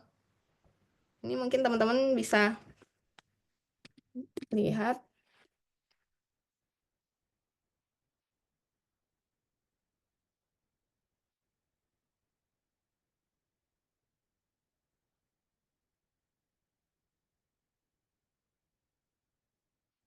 Oke, sembari teman-teman mengisi. Oke, sembari teman-teman mengisi menjawab pertanyaan, saya menjawab pertanyaan dari kolom chat ya, dari Kak Rizky Rahmatullah. Jadi Kak kasih tips beberapa soal, ada paragraf minimal 3 sampai dengan 4. Kemudian ada infografis. Yang paling utama untuk dipahami yang mana dulu? Oke, yang paling utama adalah soal. Soalnya itu Yang C ya. oke, yang C. Oke. Sebentar ya. Yang pertama itu yang kita pahami adalah soalnya. Soalnya ditanyakan apa, kemudian kita langsung lihat grafik. Semisal kalau di grafik kita belum mendapatkan jawaban dari yang ditanyakan, kita baru lihat ke ada paragraf, itu kan ada keterangannya. Nah, kita baru baca paragrafnya. Oke, tadi jawabannya apa, Kak? Yang C ya? D ya? Yang C. D. Oke, C. Kenapa D. C? D, Kak. D. Oke, yang C dulu. Kenapa C? Bentar Kak, ini maksudnya pada minggu kedua, lihatnya di minggu kedua aja atau digabung? Kalau minggu kedua kan memang A lebih banyak daripada yang B. Mm-mm. Tapi kalau secara 5 minggu dia memang bukan di minggu kedua. Nah, saya baca lagi. Oke. Itu kan di soalnya diketahui total pengunjung toko buku A selama 5 minggu. Oke. Coba kita bahas satu persatu ya. Jadi ditanyakan, diketahui total pengunjung toko buku A selama 5 tahun adalah 321. 5 minggu. Oh ya, bagaimana Kak? Kak, 5 minggu, Kak. 5 minggu, Kak. 5 tahun kelamaan. Oh iya, 5 minggu. Sorry, kurang aqua. Oh, nggak boleh ya, lagi puasa. Oke, Kelamaan, jadi Kak. ada 321 pengunjung. Manakah pertanyaan berikut yang paling benar? Kita lihat option A. Oh ya, di sini kita lihat grafiknya dulu. Oh, di sini ada X. X berarti kita mencari nilai X terlebih dahulu. Jadi kita harus mengetahui nilai X-nya ini berapa, gitu. Kita cek. Jadi kan totalnya itu kan 321. Oke, kita cek yang di sini ada toko buku A, toko buku B. Kita cek yang X berarti toko buku A, toko buku A. 84 Kak. Oke, toko buku A. Oke, kita cek dulu ya. Ini toko buku A berarti ada 50. Kemudian kita tambah. Di sini A 50, 27, 54, X sama 70, 50. Terus kita tambah 72, 54, 54, terus X tambah 70. 70 nih sama dengan 321. Nah, kita lihat berarti ini sama ini kita jumlahkan totalnya 246. Kemudian kita tambahkan X sama dengan 321. Nah, X sama dengan 321 kita pindahin. Jadi 246 sama dengan X itu adalah 75 selisihnya. Jadi X adalah 75. Kita udah tahu nilainya X berarti 75. Nah, kita lihat di option. Selisih pengunjung toko buku A adalah toko buku B. Pada minggu keempat sebanyak 10. Toko buku A pada minggu keempat selisih. Salah ya, karena 80 ke 75 berarti selisihnya ada 5. Kemudian yang B, kita lihat banyak pengunjung toko buku A pada minggu keempat sebanyak 60 orang. Sebanyak 60 orang. Salah ya, karena yang terbanyak pada minggu keempat adalah di toko buku A adalah 75. Di sini ya, 75. Kemudian pada minggu kedua pengunjung toko buku A pengunjung toko buku A paling banyak. Minggu kedua paling banyak toko buku A. Toko buku A. Sini ya yang paling banyak. Oke, jadi di sini ini jawaban yang salah ya. Jadi yang terbanyak pada minggu keempat, yang terbanyak adalah pada minggu keempat yaitu 75. Oke, kita cek yang option D. Total pengunjung toko buku lebih banyak dibandingkan dengan toko buku A. Jadi kita jumlahkan juga yang tadi ini sama ini kita jumlahkan. Jadi yang benar adalah ini. Jadi kan ini tadi totalnya toko buku A adalah 321. Yang ini kita jumlahkan berarti 368. Jadi selisihnya, jadi ini ya, total pengunjung toko buku B lebih banyak dibandingkan toko buku A karena jumlahnya lebih banyak. Oke, jawabannya adalah D, benar. Oke, soal terakhir. Ini soal terakhir. Ini soalnya, ini bacaannya, kemudian ini soalnya.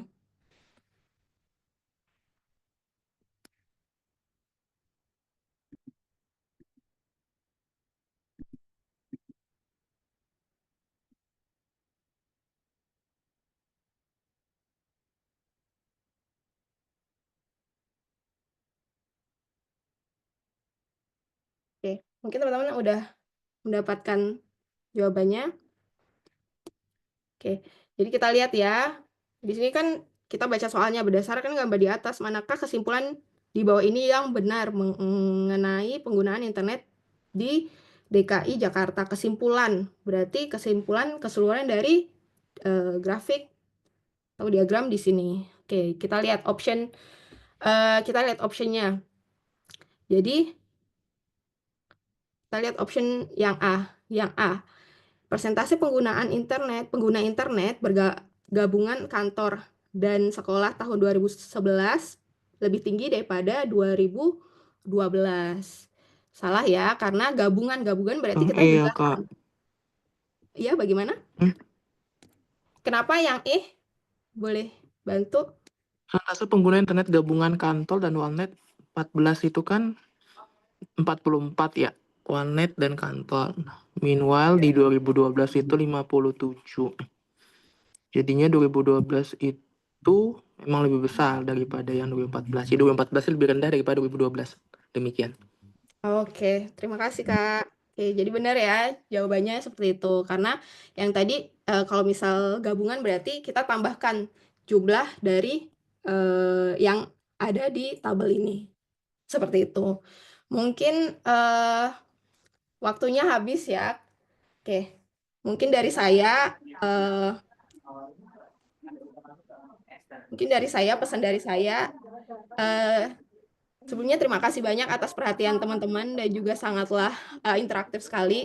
Jadi pesan dari saya, trust the process, believe in yourself, and one day your struggles will become your success story. Jadi semangat buat teman-teman untuk berproses dan percaya dan yakin kalau kalian bisa menjawab soal. Dan yang terpenting kalian nggak boleh meragukan diri kalian sendiri. Oke, terima kasih dari saya. Wassalamualaikum warahmatullahi wabarakatuh. Waalaikumsalam. Ya, terima kasih Kak Lilik. Wah, ini diskusinya interaktif sekali ya. Persoal dibahas, tadi juga sudah ada dinamikanya, tanya jawabnya di sepanjang penyampaian materi begitu ya. Baik, untuk efisiensi waktu saya buka pertanyaan untuk satu penanya saja. Apakah masih ada yang ingin ditanyakan dari teman-teman? Atau sudah cukup? Kak, saya mau tanya. Ya, ini dengan siapa? Gerson. Oh, Bang Gerson, silakan. Ya, Kak, ini tadi kan yang saya lihat kan dari soal table ini kan kita menghabiskan mungkin sekitar 2-3 menit ya untuk menjawab satu soal. Itu pun kalau teliti, kalau salah ya pasti waktunya terbuang gitu. Nah, untuk kasus ini apakah ada cara yang lebih efisien gitu? Itu aja Oke. sih, Kak. Oke, terima kasih banyak Kak Gerson untuk pertanyaannya. Jadi untuk biar lebih efisien, tapi kita kembali lagi ya kepada soalnya. Soalnya ini ditanyakan seperti apa. Jadi ada tipe soal yang kita lihat soal, habis itu lihat grafiknya kita udah langsung dapat apa nih kesimpulan dari grafik ataupun apa nih yang ditanyakan, kita langsung bisa menjawab. Tapi ada juga yang memang butuh kita hitungan dulu seperti itu. Jadi pinter-pinternya kita dalam memanage waktu. Misal kalau kalian teman-teman ataupun Kak Gerson udah mendapatkan jawaban, dirasa option ini udah benar, teman-teman bisa langsung skip ke soal selanjutnya. Dan juga teman-teman semisal kalau saya sendiri untuk soal yang membutuhkan hitungan, saya nanti jawab ke akhir-akhir, di belakang-belakang gitu, ke belakangan gitu. Nanti baru saya balik lagi. Tapi saya cek mana soal yang sekiranya bisa mudah dan cepat yang saya bisa jawab gitu. Misalkan untuk soal yang seperti tabel yang tadi, yang membutuhkan waktu yang agak lama, itu yang kita pastinya kita udah harus ngitung, itu saya biasanya skip dan mengerjakan di akhir gitu. Karena kalau misal kita stuck ke soal itu aja, kita diem dan melihat hanya ke soal itu saja, mungkin kita akan menghabiskan banyak waktu gitu. Sedangkan soal itu tidak kayak membutuhkan penalaran kita, harus teliti dan juga yang pastinya kita harus menghitung gitu. Jadi kayak misal kalau kita nggak hitung, kita nggak dapet nih jawaban dari soal tersebut. Jadi pinter-pinternya kita untuk memanage waktu dan juga melihat tipe soal yang sekiranya bisa kita langsung dapat jawabannya ini. Jadi teman-teman mungkin lebih sering berlatih sih. Kalau misal teman-teman sering berlatih, mungkin akan mudah dalam menjawab soal seperti itu dan manajemen waktunya seperti itu. Makasih, Kak. Sama-sama. Baik, ya. Oke, Kak Lilik sudah menyampaikan materinya dengan sangat baik, insightful.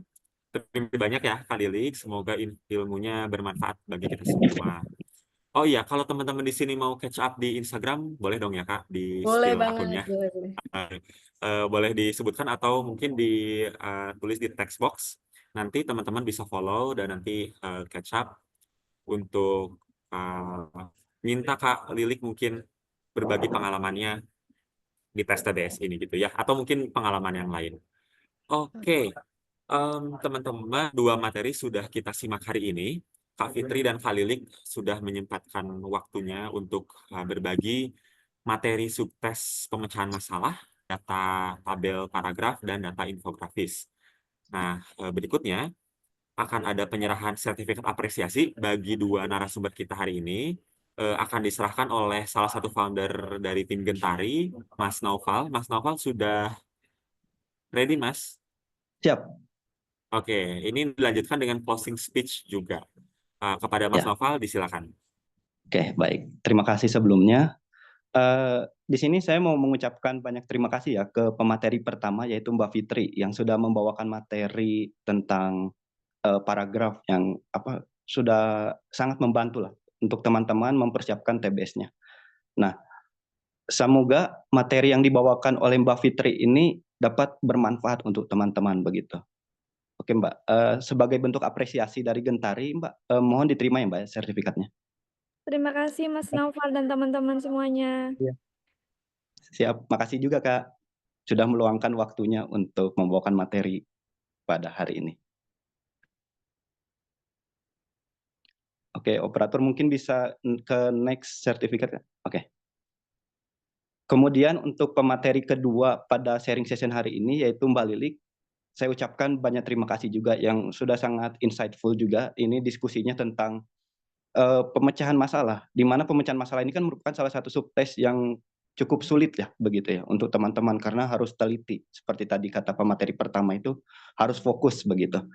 Nah, di sini saya mengucapkan terima kasih banyak karena Mbak Lilik sudah memberikan insight yang sangat bermanfaat untuk kita semua dalam sharing session hari ini begitu. Kepada Mbak Lilik mungkin bisa diterima Mbak sertifikatnya sebagai bentuk apresiasi dari Gentari pada Terima sharing kasih, session. Kak. Terima kasih, Siap. Kak Noval. Ya, oke.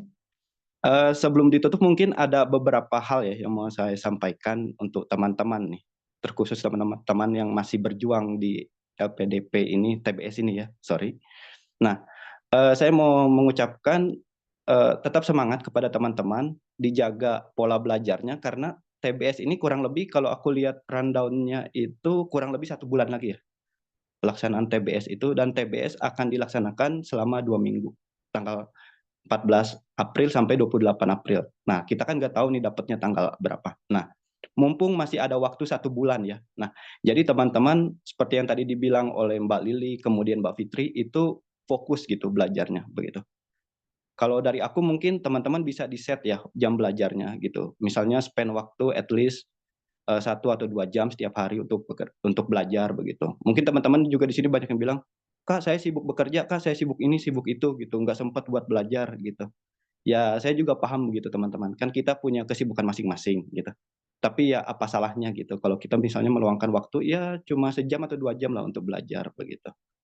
Karena jujur teman-teman ya, TBS ini merupakan salah satu ujian yang menurut aku cukup sulit ya teman-teman ya. Kalau substansi kan nanti kita banyak persiapan, ada mentoring gitu. Kalau TBS itu kita harus betul-betul fight banget gitu kan. Selama sebulan ini kita harus punya master plan-nya nih. Kira-kira kita gimana sih metode belajarnya selama 1 bulan gitu.